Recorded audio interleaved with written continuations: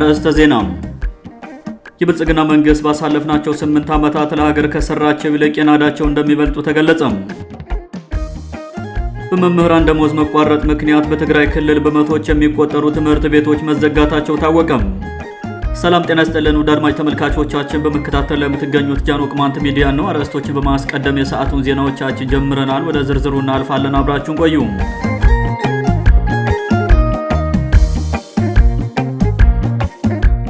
የብልጽግና መንግስት ባሳለፍናቸው 8 ዓመታት ለሀገር ከሰራቸው ይልቅ የናዳቸው እንደሚበልጡ ተገለጸ። የዛሬ 8 ዓመት አባቱን ኢህአዴግን አፍርሶ በኦሮማራው ፖለቲካ ጋብቻ ወደ ስልጣን የመጣውና ቆይቶ ብልጽግና የሚል የዳቦ ስም የተሰጠው ኦህዴድ መራሹ ፓርቲም በአብይ አህመድ አማካኝነት በኢህአዴጉ ፓርላማ ቀርቦ ከመንፈስ አባቱ ኃይለማርያም ደሳለኝ ስልጣኑን ከተረከበ ወዲህ ለሀገር ከሰራቸው ይልቅ የናዳቸው ይበልጣሉ ተብሏል። በወቅቱ ህዝቡንና የነበረውን የለውጥ ፍላጎት እንደ መልካም አጋጣሚ ተጠቅሞ በአብይ አህመድ ፊት አውራሪነት የእርጎ ባህር ስብከት ሁሉም ህዝብ በሚባል ደረጃ በትልቅ የለውጥ ተስፋ ተጨፍኖ ቢደግፈውም ስልጣኑን ከጨበጠ 3 ዓመታትን ሳይደፍን ሀገሪቱን ዓለምን ወደ አስደመመው የ2 ዓመታት የትግራይ ጦርነት በመክተቱ ከፍተኛ ውድመትና ውርደትን አከናንቧታል ሲሉ በርካቶች ይናገራሉ። የብልጽግና መንግስት ሲፈልግ ህግ ማስከበር፣ ሲያሻው ደግሞ የህልውና ዘመቻ የሚሉ የዳቦ ስሞችን በሰጠው የትግራይ ጦርነት ሀገሪቱ በብዙ ትሪሊዮን ብር የሚገመት ኢኮኖሚያዊ ኪሳራ ከማስተናገዷን በላይ በሚሊዮኖች የሚቆጠሩ ዜጎች ህይወታቸውን አጥተው ሌሎች በሚሊዮን የሚገመቱት ደግሞ ከመኖሪያ ቀያቸው መፈናቀላቸው አይዘነጋም።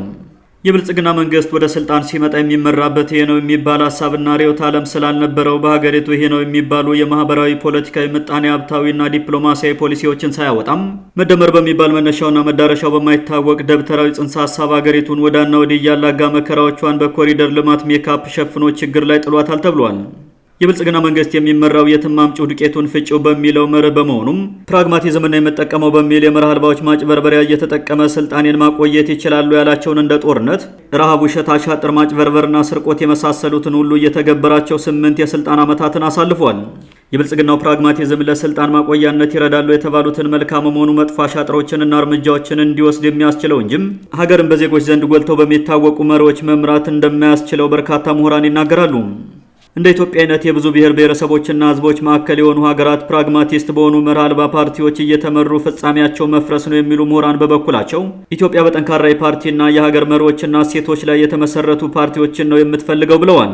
የብልጽግና መርህ አልባነትና ፕራግማቲስትነት በሀገሪቱ የህግ የበላይነት እንዳይከበርና ህገ መንግስታዊ ስርዓቱ እንዲጣስ በማድረጉም በርካታ የህዝብ ለህዝብ ግጭቶችን ወልዶ ሀገሪቱን ሰላም የናፈቃት ማድረጉን አያሌ አስተያየት ሰጪዎች በአጽንኦት ይናገራሉ። በፕራግማቲዝም የትንፍጪው ዱቄቱን አምጪው ማጭበርበሪያ ውስጥ ተደብቆ የፈለገውን እርምጃ እየወሰደ የማይጠየቀው የብልጽግና መርህ አልባ መንግስት የቅማንትን ህዝብ ህገ መንግስታዊ ጥያቄ በማፈን ስልጣኑን የማስጠበቂያ የመስዋዕት በግ አድርጎ እስከዛሬ ኮሚቴዎችን በግፍ አስሮ እያሰቃየ እንደሚገኝ የቅማንት ታጋዮች ይገልጻሉ። የብልጽግናው መንግስት ስልጣኑን ለማስጠበቅ እንደ ኒኮሎ ማኪያቬሊ የትኛውንም አይነት እርምጃና ተግባር ከመስራቱን በተጨማሪም ሀገሪቱ ውስጥ ያሉ የህዝብ ሰቆቃዎችን፣ ረሃቦችን፣ ጦርነቶችንና ሌሎች ዘርፈ ብዙ መከራዎችን ለመደበቅ ማህበራዊ ሚዲያዎችን በከፍተኛ ደረጃ እየተቆጣጠረም የእርሱን ብልጭልጭ ጊዜያዊ ሜካፖችን ለዓለም በማሳየት የለውጥ መንግስት ለመባል እየጣረ መቆየቱም አይዘነጋም። የህዝቦችን ህገ መንግስታዊ ጥያቄ በአግባቡ ከመፍታት ይልቅ ራሱ በፈለገውና በመርህ አልባነቱ መርህ መሰረት ስልጣኔን ያስጠብቃል በሚል ባቋቋመው ምክክር ኮሚሽን ህዝቡን እያዘናጋው መሆኑን በተደጋጋሚ መነገሩ ቀጥሏል። የብልጽግና መንግስት ስልጣኑን እስካስጠበቀለት ድረስ የማይፈጽመው ነገር የለም የሚሉ ወገኖች ሊስትሮነትም፣ ጎዳና ጠራጊነትም፣ ፓስተርነትም፣ ቄስነትም፣ ሸክነትም ሆነ ሌሎችንም ለመሆን የሚያግደው ነገር እንደሌለ ይናገራሉ። በፕራግማቲዝም የትንፍጪው ዱቄቱን አምጪው የመርህ አልባነት መርህ የሚመራው የብልጽግና መንግስት ላለፉት 8 ዓመታት ሰራዋቸው የሚላቸው ልማቶች ከየትኛው የምጣኔ ሀብት ፖሊሲው መንጭተው የትኛውን ዓላማ ለማሳካት እንደተሰሩ በምንም አይነት መንገድ ማስረዳት እንደማይቻልም በርካቶች ይስማማሉ። ብልጽግና ከተለዋለሁ በሚለው በዚሁ የመርህ አልባነት መርህ ክፉኛ ስለተለከፈ በሀገሪቱ ውስጥ አሉኝ የሚላቸውን በሚሊዮን የሚቆጠሩ የፓርቲ አባላቱን ወጥ በሆነ የፖለቲካ አስተሳሰብ መቅረጽ አልቻለም። በዚህም ሀገሪቱን በግምት እየመሩ እንዲያፈርሷት እድል ፈጥሯል ተብሏል። የብልጽግና መንግስት መርህ አልባነት መርህ ወይም ፕራግማቲዝም በሀገሪቱ ለዘመናት የዘለቁ ማህበራዊ ሴቶችንና ሃይማኖታዊ መርሆችን በመበጣጠሱም ዛሬ ዜጎች በጠራራ ፀሐይ በሃይማኖታቸው፣ በብሔራቸውና በፖለቲካ አመለካከታቸው ምክንያት በግፍ ህይወታቸውን እንዲያጡ አድርጓል ሲሉ በርካቶች ይገልጻሉ። የብልጽግና መንግስት በኢትዮጵያ እያደረገው ያለው ተግባርና ውስጧን እየራባትና እያመማት የገረጣ ፊቷን በሜካፕ አሳምራ አደባባይ ላይ የምትወጣ አንዲት ምስኪን እናት አንድ ናቸው የሚሉ ወገኖች የብልጽግናውን የ8 ዓመታት ለውጥ ውስጡን ለቄስ ነው ይሉታል። በሌላ በኩል የብልጽግናው መንግስት በጠቅላላው ሲገመገም ከሰራቸው መልካም ነገሮች የናዳቸውና ያወደማቸው ቢበልጡም ለብልጭልጭ ፕሮፓጋንዳው ሲል የሰራቸው የከተማ ልማትና የገጠር መዝናኛ ቦታዎች በቀላሉ የሚታዩ አይደሉም የሚሉ ወገኖችም አልጠፉም። የህዳሴውን ግድብ መጨረሱ ግዴታው ቢሆንም ፍጻሜው ላይ አድርሶ ማስመረቁ በራሱ ብልጽግና ከሰራቸው መልካም ስራዎች የሚጠቀስ ነው ተብሏል። በመጨረሻም አሁን አገሪቱ ከገባችበት ዘርፈ ብዙ ቀውስ እንድትወጣ ከተፈለገ ብልጽግና ወደ መርህ ፓርቲነት መመለስ አለበት፣ አለበለዚያ ስልጣኑን መልቀቅ ግድ ነው ሲሉ ምሁራን አሳስበዋል።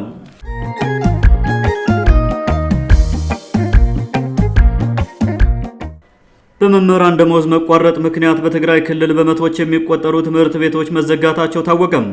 የፌዴራሉ መንግስት ከህወሓት ጋር አዲስ በፈጠረው የቃላት ጦርነትና ሁለቱም ኃይሎች እያደረጉት ባለው የጦርነት ዝግጅት ተሳቦ የትግራይ ክልል በጀት ከቆመ ወራቶች የተቆጠሩ ሲሆን የበጀት መቋረጡም ትምህርት ቤቶች እንዲዘጉ ትልቅ ምክንያት ሆኗል። ክልሉ ይፋ ባደረገው መረጃ የመምህራን ደመወዝ ባለመከፈሉ ምክንያት በትግራይ ምስራቃዊ ዞን ከሚገኙ ትምህርት ቤቶች ውስጥ 189 የሚሆኑት ስራ አቁመዋል። በተመሳሳይ በክልሉ ማዕከላዊ ዞን አበርገሌ ወረዳ ከ46 በላይ ትምህርት ቤቶች በመምህራን ደመወዝ መቋረጥ ምክንያት ተዘግተዋል ተብሏል። የትግራይ ምስራቃዊ ዞን አስተዳደር የማህበራዊ ልማት ዘርፍ ኃላፊ ብርሃኔ ተስፋ ሚካኤል አዲግራት፣ ውቅሮ፣ ሐውዜን፣ ዕዳጋ ሐሙስና የመሳሰሉ ከተሞች ያለፈውን የካቲት ወር የመምህራን ደመወዝ እንደከፈሉና አብዛኛው የገጠር አካባቢዎች ግን መክፈል እንዳልቻሉ ተናግረዋል። ባለስልጣኑ አክለውም የፌዴራሉ መንግስት በአስቸኳይ የክልሉን በጀት ካለቀቀና መምህራንን ጨምሮ የሌሎች የመንግስት ሰራተኞች ደመወዝ ካልተከፈለም ከተዘጉ 189 ትምህርት ቤቶች በተጨማሪ ቀሪዎች የመማር ማስተማር ስራዎችን የማቆም እድላቸው ከመቼውም ጊዜ በላይ ሰፊ መሆኑን ተናግረዋል። በዞኑ ከሚገኙ 18 ወረዳዎችና ከተሞች ከ7700 በላይ መምህራን በስራ ላይ እንደነበሩና ከ200 ሺህ በላይ ተማሪዎች ተመዝግበው ትምህርታቸውን በመከታተል ላይ እንደነበሩ መረጃዎች ይጠቁማሉ። በተመሳሳይ በመምህራን ደመወዝ አለመከፈል ምክንያት በአበርገሌ ጭላ ወረዳ ትምህርት ጽሕፈት ቤት ኃላፊ ከ46 በላይ ትምህርት ቤቶች የመማር ማስተማር ስራ ማቆማቸውንና ከ1078 በላይ መምህራንና አመራሮች ከስራ መቅረታቸውንና ከ28800 በላይ ተማሪዎች ከትምህርት ገበታቸው ለመቅረት መገደዳቸውን ለክልሉ ሚዲያዎች ተናግረዋል። ስለ ትምህርት ቤቶች መዘጋት፣ ስለ መምህራን ደመወዝ መቋረጥና የተማሪዎች ከትምህርት ገበታ መቅረት ቅሬታ የሚያነሱ የክልሉ ባለስልጣናት ችግሩ ከአቅማቸው በላይ እንደሆነና ዓለም አቀፉ ማህበረሰብ በፌዴራሉ መንግስት ላይ ጫና እንዲፈጥር ጥሪ አቅርበዋል። በክልሉ በደመወዝ መቋረጥ ምክንያት እየተዘጉ ያሉ ትምህርት ቤቶችን በተመለከተ አስተያየት የሚሰጡ የትግራይ ተቃዋሚ ኃይሎች በበኩላቸው ህወሓት ሆን ብሎ ትምህርት ቤቶችን በመዝጋትና የመንግስት ሰራተኛውን ደመወዝ በማቋረጥ ለጦርነት ቅስቀሳ እየተጠቀመበት ነው ሲሉ ክስ ያቀርባሉ።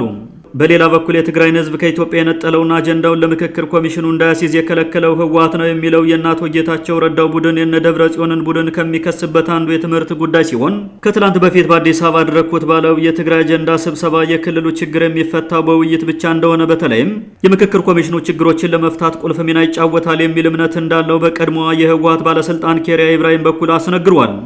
ህወሓት በበኩሉ በአዲስ አበባ ተካሂዷል ስለተባለው የትግራይ ክልል አጀንዳ ስብሰባ ከጅምሩ ባዶና ዋጋ ቢስ ነበር የሚል ምላሽ በጊዜው አስተዳደሩ ምክትል ፕሬዝዳንት አማኑኤል አሰፋ በኩል ሰጥቷል። ውድ አድማጮቻችን ለዛሬ የነበሩ ዘገባዎችን ይመስሉ ነበር። መልካም ጊዜ ሁላችሁ